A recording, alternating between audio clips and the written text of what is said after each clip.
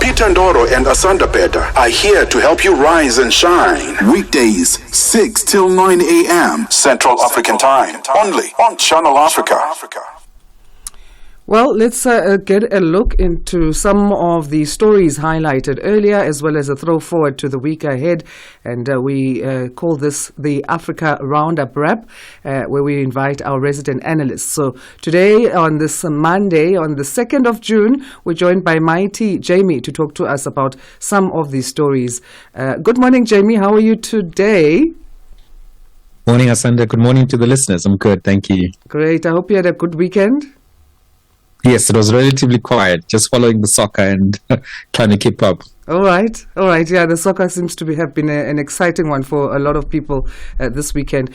Now, let's talk Ivory Coast. Let's start there in terms of the political opposition there, the Coalition for a Peaceful Alternation. So on Saturday, they urged the ruling rally of the Republicans, or RDR, to engage in dialogue, and this comes 5 months before the presidential election. What can you tell us about this story? Well, what we're seeing in Ivory Coast, of course, is that the elections are coming up, and we know that the ruling party, the Rally of Republicans, basically has been in power and is effectively similar in control to what the ANC is in South Africa. So what the opposition is calling for there, because there's been some repression and suppression of other political voices. So what they're calling for is more for open space for democracy, and they're trying to deal with some of the issues that they find to be problematic as things stand right now. So one of the big issues is that some of the opposition leaders or prominent people who could have done well in the election have been excluded from contesting, and as a result of that, they're trying to then see if they can have discussions about how democracy can progress going forward.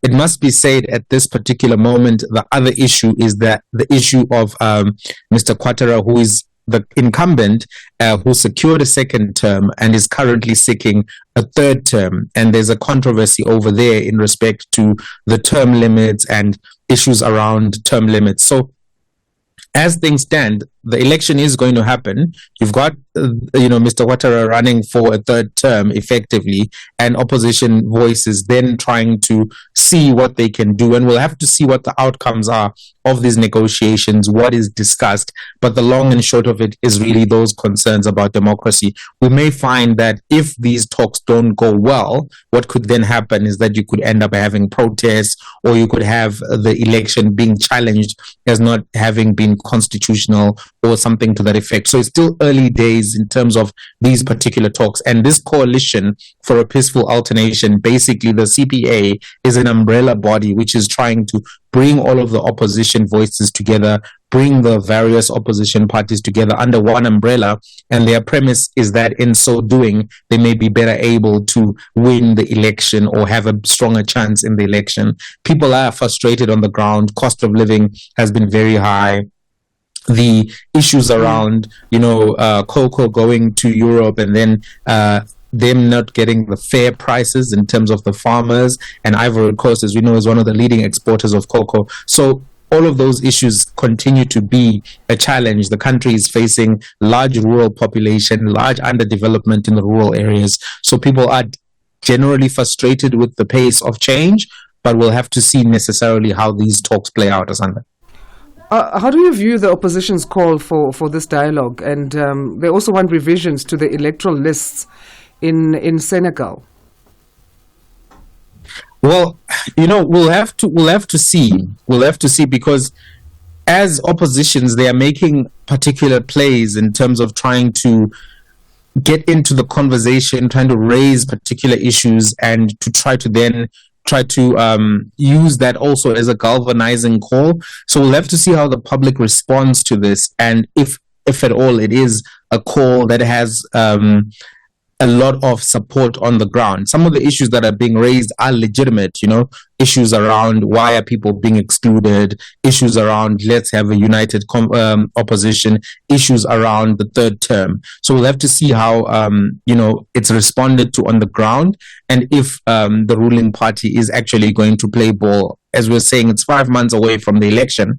So we'll have to really take everything with that kind of context and see whether or not this will lead to public groundswell or maybe a pretext or a precursor to protest and that kind of a thing. So it's early in the story in terms of these particular calls for the talks.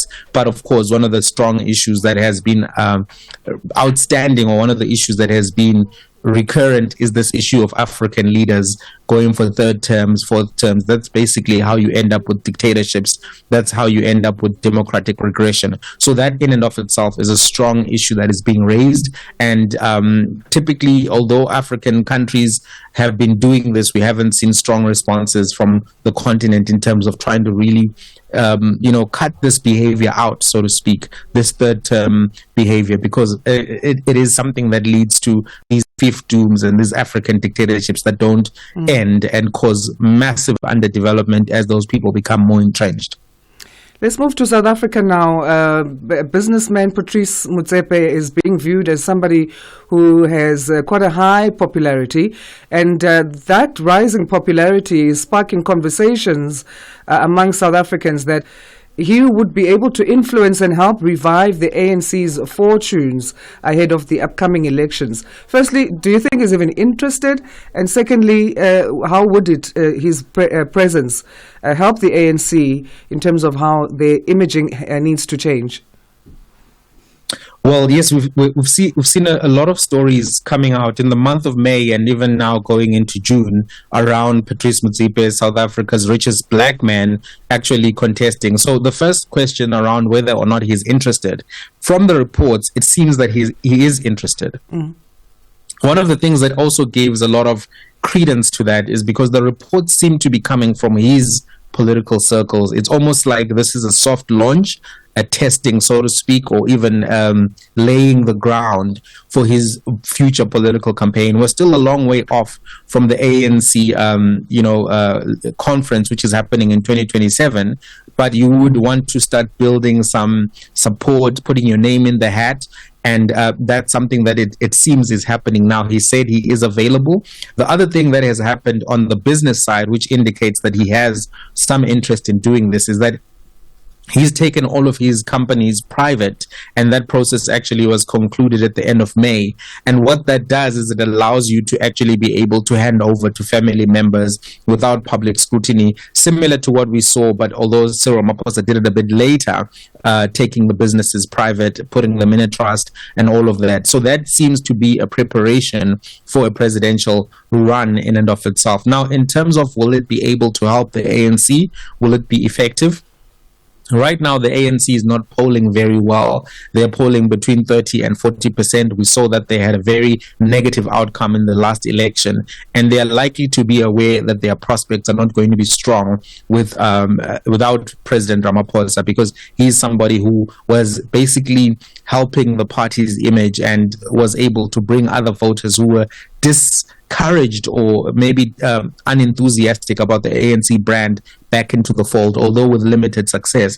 Now the political terrain has changed significantly. You now have the challenger of the MK party in the mix, and they did significantly well in their first election, getting 14.5% in their first run. And it seems as if they are continuing to have a presence and a footprint. And the next elections coming up are the local government elections, where the ANC has not been performing well.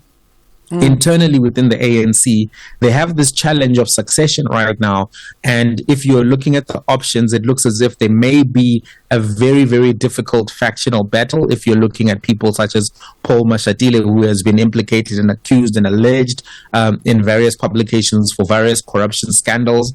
And then you've got Fikile Mbalula, you've got Oscar Mabuyane, candidates who are not really creating the groundswell enthusiasm. So there is a thinking in some of the ANC circles that we can't have this kind of a factional fight. We can't have these types of candidates emerging as leaders of the party, because that will end the party's, trajectory and its rule of South Africa. So in comes Patrice Motsepe. He is somebody who is very popular within the church community. He does these annual prayer events with 12 to 15 churches attending, and those churches have got a footprint well into the millions. He obviously owns the soccer club, which has been doing well and was participating in the CAF Champions League. That's something also that is significant.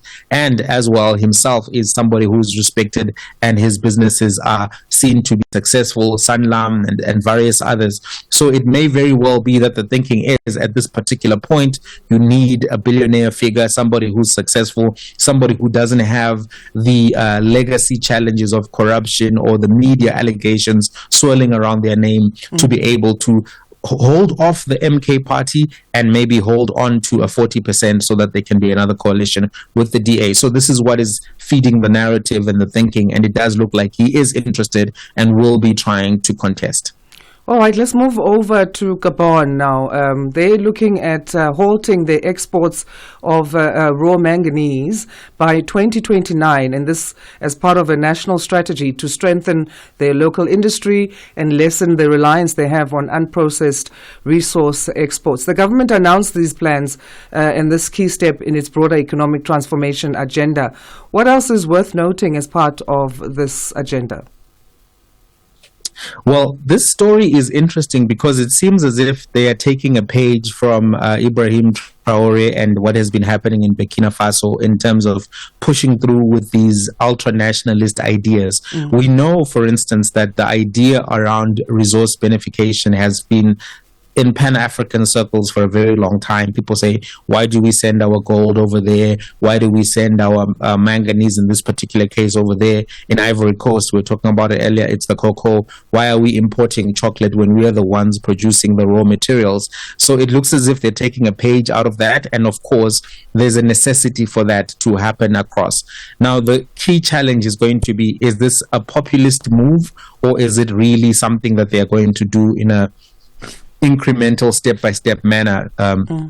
Because if it is just populism, and this is one of my concerns around the Ibrahim Traore conversation, is that some of these things that seem to be done are being done more for a social media narrative more than for a real change on the ground. Because to move from just resource extraction to beneficiation, it's probably going to take 3 to 5 years for them to get all of that equipment on the ground and to make sure that they can do it quite well. So we're going to have to wait and see. They do also produce oil and timber, and if they want to really beneficate all of those, they're going to have to necessarily bring in and buy oil refineries, go through the processes of actually figuring out how to get quality oil, how to get quality manganese actually refined on the ground, and that in and of itself comes up with a high set up cost. So I don't know whether or not they're going to follow through with all of this, something that we'll have to follow, but it does look as if they're taking from that page and saying, listen,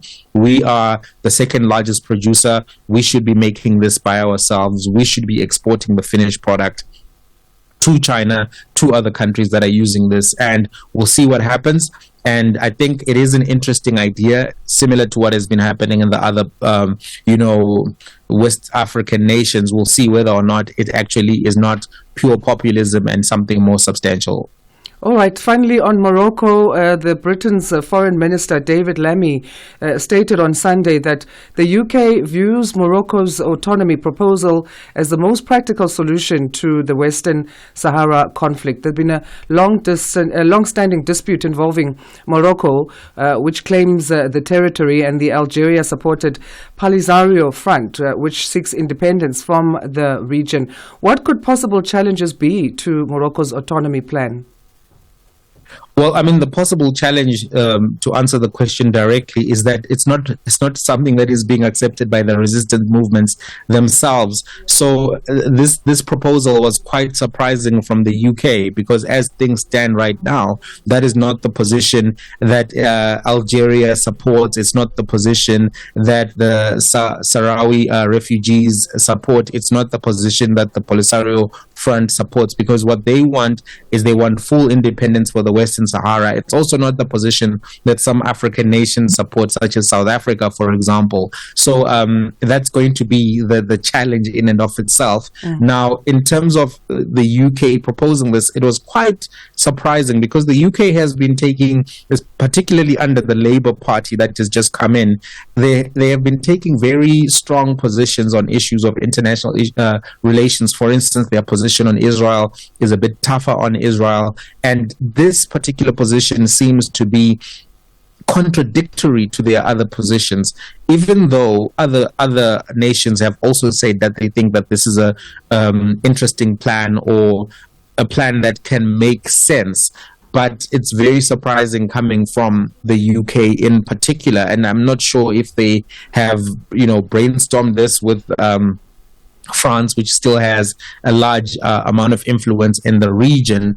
But having the idea, and just to bring everybody into the fold in terms of what that idea is basically that if you're looking at a South Africa example, they'll operate as an autonomous province and have a lot of power within the province, similar to Cape Town or similar to what happens in the American system, but will still be under the control of, Morocco. So that idea is I guess it's something that Morocco has been advocating for since 2007, really, but it's not really been something that has worked. The US has endorsed it, France has endorsed it, but it has not been something that has been supported on the ground. So if you have the US, France, and the UK supporting it, maybe what that means is that the international players are going to work outside of the African Union relationships and try to see if they can get this to be the solution. But as we said, Algeria is not in favor. The resistant movements are not in favor in and of themselves. So that's the challenge. It may actually lead to, flare-ups of violence if they try to implement this without that buy-in. But they may now have buy-in. We've seen under Trump, weird deals are being made. I didn't think that Rwanda would sign a deal with the DRC this year, but yeah, they ultimately did, and it looks as if the conflict in the Eastern DRC has died down. So this may be because of what is happening between the US and also the UK, and them trying to find ways to get new deals using these alternative methods of dispute resolution. So we'll have to see if this is accepted and if a deal is signed. And if it is, I'll be surprised. Well, thank you so much for giving us insight and analysis in terms of what's happening in the continent. And we always love having these Monday catch-up conversations with you. So have a great day, Mighty. You too. Have a great day. And to the listeners as well. Great. And viewers now. Yes, and viewers now. Hey, it's tough, eh? We're all over. Mighty Jamie is our resident analyst, just giving us some stories to highlight and talk about in terms of, what's happening, also to throw forward into what we can expect in developments on the news front in this new week. 32 minutes past 6 Central African time.